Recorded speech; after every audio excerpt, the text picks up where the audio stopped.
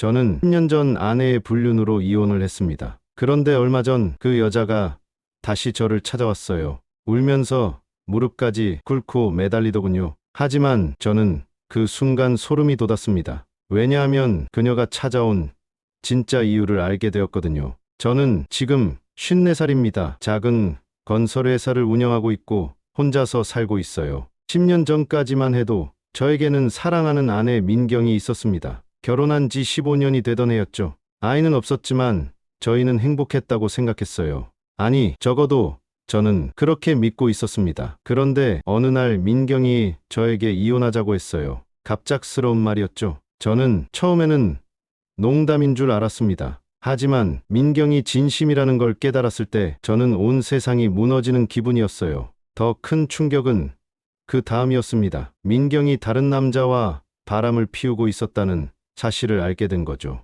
저와 민경이는 28살과 26살에 만났습니다. 민경이는 당시 백화점에서 화장품을 판매하는 일을 했어요. 예쁘고 성격도 밝았죠. 저는 한눈에 반했습니다. 2년간 연애를 하고 결혼했어요. 결혼 초기에는 정말 행복했습니다. 저는 건설 현장에서 일하며 돈을 벌었고 민경이는 집안일을 도맡아 했어요. 아이가 생기지 않아서 서로 속상해하기도 했지만 그래도 둘이서 알콩달콩 살았습니다. 제가 30대 후반이 되면서 작은 건설 회사를 차렸어요. 처음에는 힘들었지만 민경이가 많이 도와줬죠. 회사 일도 거들고 현장 직원들 밥도 차려주고 그랬습니다. 저는 민경이가 정말 고마웠어요. 회사가 조금씩 자리를 잡아가면서 저희 생활도 나아졌습니다. 아파트도 더 큰 곳으로 이사하고 차도 새로 샀죠. 민경이도 일을 그만두고 집에서 쉬었어요. 저는 그때가 제 인생에서 가장 행복한 시기였다고 생각합니다.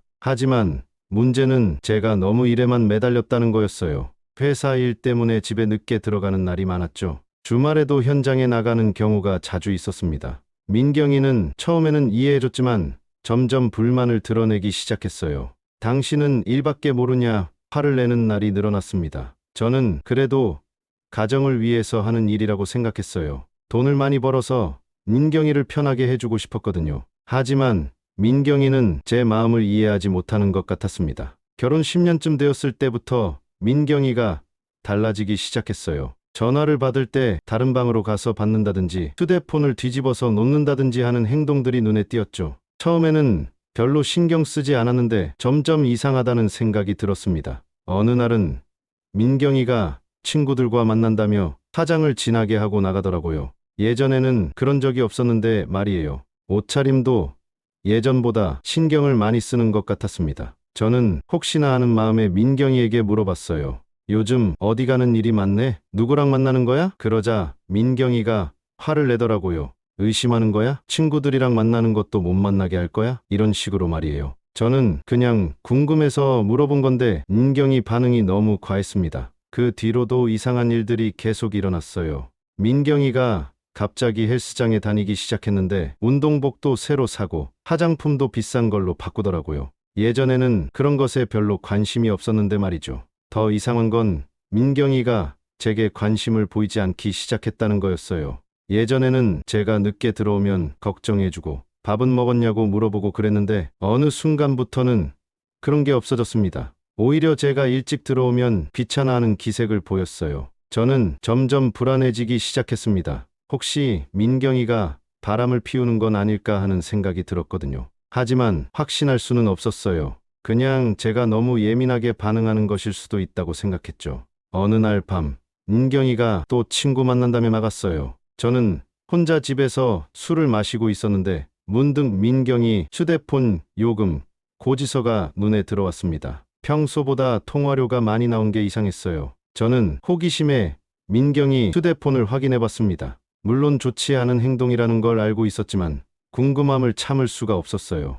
그런데 휴대폰에 비밀번호가 걸려 있더라고요. 예전에는 그런 게 없었는데 말이에요. 저는 그때부터 확신했습니다. 민경이가 뭔가 숨기고 있다는 걸 말이에요. 하지만 어떻게 확인해야 할지 막막했습니다. 직접 따라갈 수도 없고 그렇다고 사람을 고용할 수도 없고 그랬어요. 그러다가 우연한 기회가 생겼습니다. 제 회사 직원 중에 준석이라는 친구가 있었는데 민경이가 자주 가는 카페 근처에서 일하고 있다고 하더라고요. 저는 준석이에게 부탁했어요. 혹시 민경이를 본 적이 있는지 확인해달라고 말이죠. 며칠 뒤 준석이가 저에게 전화를 했습니다. 형님, 형수님을 봤는데요. 준석이 목소리가 심각했어요. 저는 가슴이 쿵 내려앉는 기분이었습니다. 준석이 말에 따르면 민경이가 한 남자와 함께 있었다고 했어요. 손을 잡고 다니고 서로 장난을 치면서 웃고 그랬다는 거죠. 저는 그 순간 온몸에 힘이 빠졌습니다. 그 남자가 누구야? 제가 물어보니까 준석이가 모른다고 하더라고요. 하지만 나이는 저보다 어려 보이고 옷차림으로 봐서는 회사원 같다고 했습니다. 저는 그날 밤 민경이가 들어올 때까지 기다렸어요.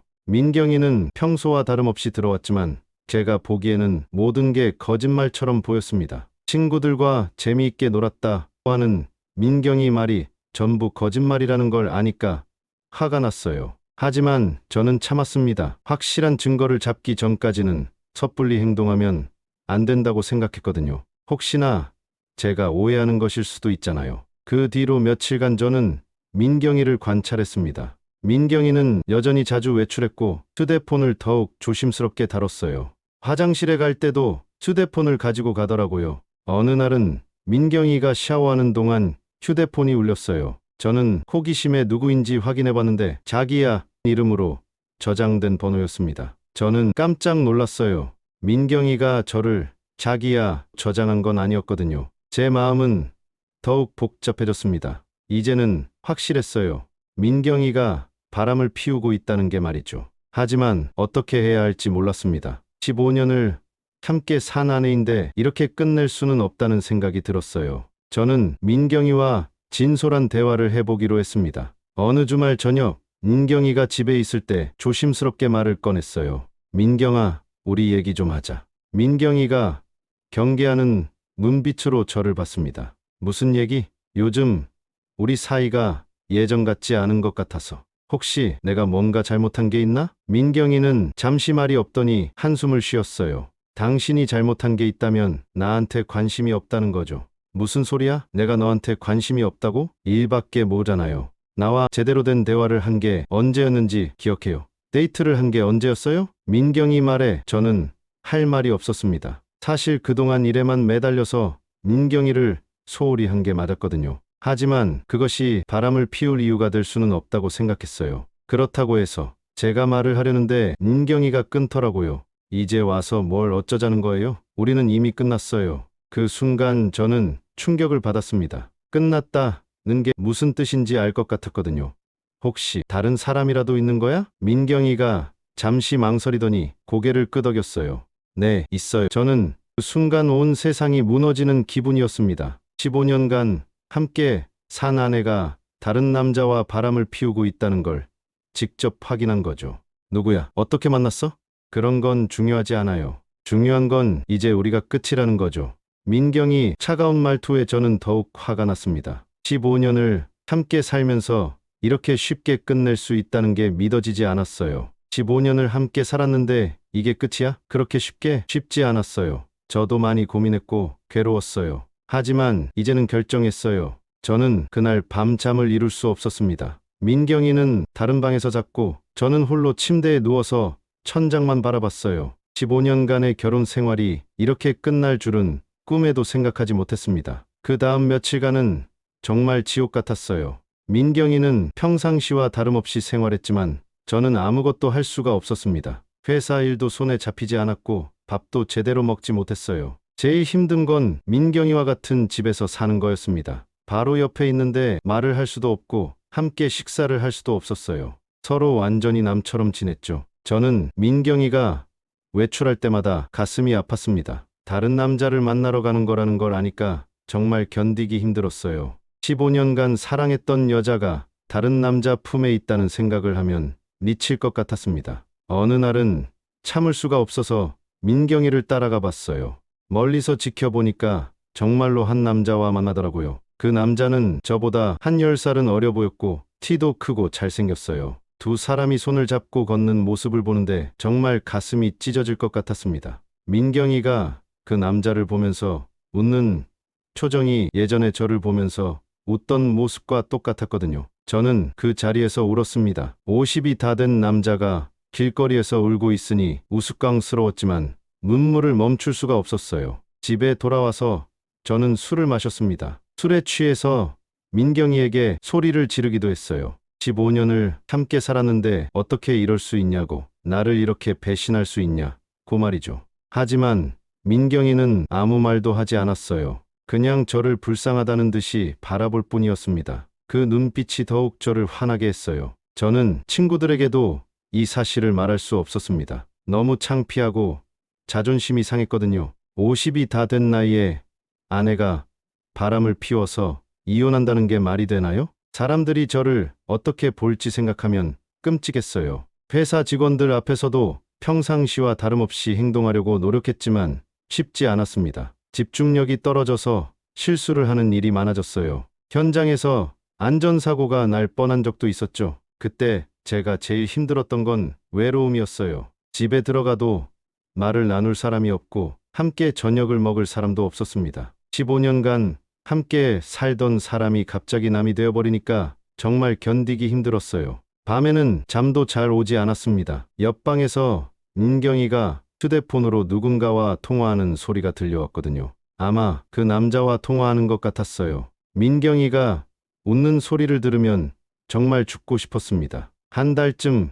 그렇게 지내다가 민경이가 저에게 이혼 서류를 내밀었어요. 이미 도장까지 다 찍혀 있었고 저만 도장 찍으면 되는 상황이었죠. 재산 분할은 어떻게 할 거야? 제가 물어보니까 민경이가 말하더라고요. 집이랑 회사는 당신이 가지세요. 저는 아무것도 원하지 않아요. 저는 깜짝 놀랐어요. 보통 이혼할 때는 재산을 반반씩 나누는 게 일반적인데 민경이가 아무것도 원하지 않는다는 게 이상했거든요. 왜? 법적으로는 내가 절반을 가질 권리가 있는데 그냥 빨리 끝내고 싶어요. 더 이상 이 상황이 지속되는 건 서로에게 좋지 않아요. 민경이는 정말 급하게 이혼을 하고 싶어 했어요. 저는 그 이유가 궁금했지만 묻지 않았습니다. 어차피 물어봐도 제대로 된 대답을 해주지 않을 것 같았거든요. 결국 저는 이혼 서류에 도장을 찍었습니다. 15년간의 결혼 생활이 그렇게 끝났어요. 민경이는 그날로 짐을 싸서 집을 나갔습니다. 어디로 가는지도 알려주지 않았어요. 혼자 남겨진 집은 너무 조용했습니다. 민경이가 있을 때는 몰랐는데 없으니까 정말 적막했어요. 저는 그때부터 술을 더 많이 마시기 시작했습니다. 친구들이 이혼 사실을 알게 되었을 때 모두들 놀랐어요. 왜 갑자기? 뭔 일이야? 이런 질문들을 받았지만 저는 제대로 대답할 수 없었습니다. 성격 차이라고만 했죠. 그렇게 몇 년이 지났어요. 저는 혼자 살면서 회사 일에만 매달렸습니다. 다른 여자를 만날 생각도 없었고 그냥 일만 하면서 살았어요. 가끔 민경이 생각이 나면 술을 마셨죠. 5년쯤 지났을 때 우연히 민경이 소식을 들었어요. 제 회사 직원이 민경이를 봤다고 하더라고요. 결혼했다는 얘기도 들었습니다. 아마 그때 바람을 피웠던 그 남자와 결혼한 것 같았어요. 저는 그 소식을 듣고 마음이 복잡했습니다. 화가 나면서도 한편으로는 다행이라는 생각도 들었어요. 이제 정말로 끝났구나 싶었죠. 그런데 작년에 제 회사가 갑자기 크게 성장했어요. 큰 건설 프로젝트를 따내면서 매출이 몇 배로 늘어났죠. 직원도 늘리고 사무실도 더 큰 곳으로 이사했습니다. 지역 신문에도 제 회사가 소개되고 제가 인터뷰도 했어요. 10년 만에 지역 대표 건설업체로 성장이라는 제목으로 기사가 나왔죠. 친구들이 축하해주고 사람들이 저를 다르게 보기 시작했습니다. 그러던 어느 날이었어요. 갑자기 민경이에게서 전화가 왔습니다. 10년 만에 처음 듣는 목소리였죠. 여보세요. 저예요. 민경이요. 저는 깜짝 놀랐어요. 10년 동안 한 번도 연락이 없었는데 갑자기 왜 전화를 한 건지 이상했거든요. 왜 전화했어? 제가 차갑게 물어보니까 민경이가 조심스럽게 말하더라고요. 만날 수 있을까요? 할 말이 있어서요. 저는 처음에는 만나기 싫었어요. 10년 전에 저를 배신하고 떠난 사람을 왜 다시 만나야 하나 싶었거든요. 하지만 궁금하기도 했습니다. 갑자기 왜 연락을 한 건지 말이에요. 결국 저는 민경이를 만나기로 했어요. 예전에 자주 가던 카페에서 만났는데 10년 만에 본 민경이는 많이 늙어 있었습니다. 주름도 늘었고 머리도 많이 새어 있었어요. 민경이는 제 앞에서 울기 시작했어요. 그리고는 무릎을 꿇더니 저에게 용서를 구하더라고요. 미안해요. 정말 미안해요. 그때 제가 잘못했어요. 저는 당황스러웠습니다. 갑자기 왜 이러는지 이해할 수 없었거든요. 갑자기 왜 이래? 10년 만에 나타나서. 민경이가 울면서 말하더라고요. 그 남자와 결혼했지만 행복하지 않았다고. 그 남자가 도박에 빠져서 빚만 늘어났다고 말이에요. 결국 그 남자는 민경이를 버리고 도망갔다고 했습니다. 지금 혼자 살고 있어요. 일도 구하기 힘들고 빚도 많이 져서 도와줄 사람이 아무도 없어요. 그 순간 저는 깨달았어요. 민경이가 찾아온 진짜 이유를 말이죠. 제 회사가 성공했다는 소식을 듣고 도움을 받으러 온 거였어요. 그래서 나를 찾은 거야? 돈 때문에? 민경이가 고개를 끄덕였어요. 도와주세요. 다른 사람은 당신밖에 없어요. 저는 그 순간 허탈했습니다. 10년 전에 저를 버린 사람이 이제 와서 도움을 구하다니요. 저는 민경이에게 말했어요. 10년 전에 당신이 나를 어떻게 대했는지 기억해요. 그때는 다른 남자가 좋다고 저를 버렸잖아요. 그런데 이제 와서 도움을 구한다고요? 민경이는 계속 울면서 매달렸어요. 그때는 제가 어렸어요. 잘못 생각했어요. 당신이 얼마나 좋은 사람인지 이제야 깨달았어요. 하지만 저는 냉정했습니다. 당신이 떠날 때 저는 정말 많이 아팠어요. 15년을 함께 산 사람이 그렇게 쉽게 저를 버릴 수 있다는 게 믿어지지 않았죠. 그런데 지금 당신 모습을 보니까 그때 헤어진 게 잘한 일이라는 생각이 들어요. 민경이가 더욱 울면서 말했어요. 제발 도와주세요. 저 정말 힘들어요. 저는 일어나면서 말했어요. 죄송하지만 도와드릴 수 없어요. 당신이 선택한 길이니까 당신이 책임지세요. 민경이는 제가 나가려고 하자 바닥에 엎드려서 울었어요. 카페에 있던 사람들이 다 쳐다볼 정도였죠. 하지만 저는 뒤돌아보지 않았습니다. 집에 돌아와서 저는 많은 생각을 했어요. 10년 전에 민경이가 저를 떠났을 때는 세상이 무너지는 줄 알았는데 지금 보니까 오히려 잘된 일이었다는 생각이 들었습니다. 만약 그때 민경이가 떠나지 않았다면 저도 일에 매달리지 않았을 테고 회사도 이렇게 성장하지 못했을 거예요. 그리고 무엇보다도 민경이의 진짜 모습을 알게 되었죠. 좋을 때는 함께 하다가 힘들면 떠나고 또 자신이 힘들면 다시 돌아오는 그런 사람이었던 거예요. 저는 지금 혼자 살고 있지만 외롭지 않습니다. 회사도 잘 되고 있고 직원들도 저를 믿고 따라주고 있어요. 10년 전과는 완전히 다른 사람이 되었죠. 가끔 민경이가 지금 어떻게 살고 있을까 궁금하긴 해요. 하지만 그건 저와는 상관없는 일이죠. 저는 제 길을 가고 있고 민경이는 민경이 길을 가고 있는 거니까요. 사람들은 종종 저에게 재혼할 생각은 없냐고 물어봐요. 솔직히 말하면 아직은 그런 생각이 없어요. 한번 크게 배신당한 경험이 있어서 쉽게 사람을 믿기가 힘들거든요. 하지만 언젠가는 진짜로 저를 사랑해주고 믿어줄 사람을 만날 수 있을지도 모르죠. 지금 생각해보면 그때 민경이와 이혼한 것이 제 인생에서 가장 잘한 일 중 하나인 것 같아요. 물론 그 당시에는 정말 힘들었지만 그 일이 있었기 때문에 지금의 제가 있는 거니까요. 제가 이 이야기를 하는 이유는 비슷한 상황에 있는 분들에게 말씀드리고 싶어서예요. 배우자가 바람을 피우거나 배신을 당했을 때 세상이 끝난 것 같이 느껴지죠. 저도 그랬으니까요.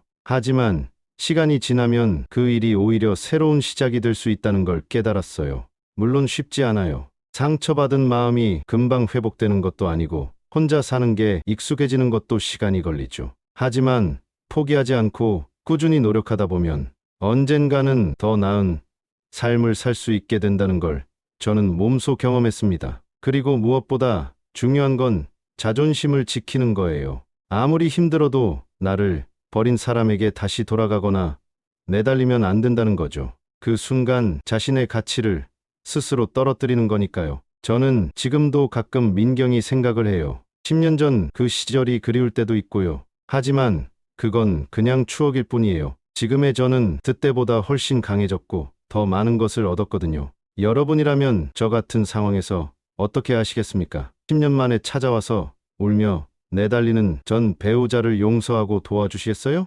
아니면 저처럼 냉정하게 거절하시겠어요? 댓글로 여러분의 생각을 들려주세요.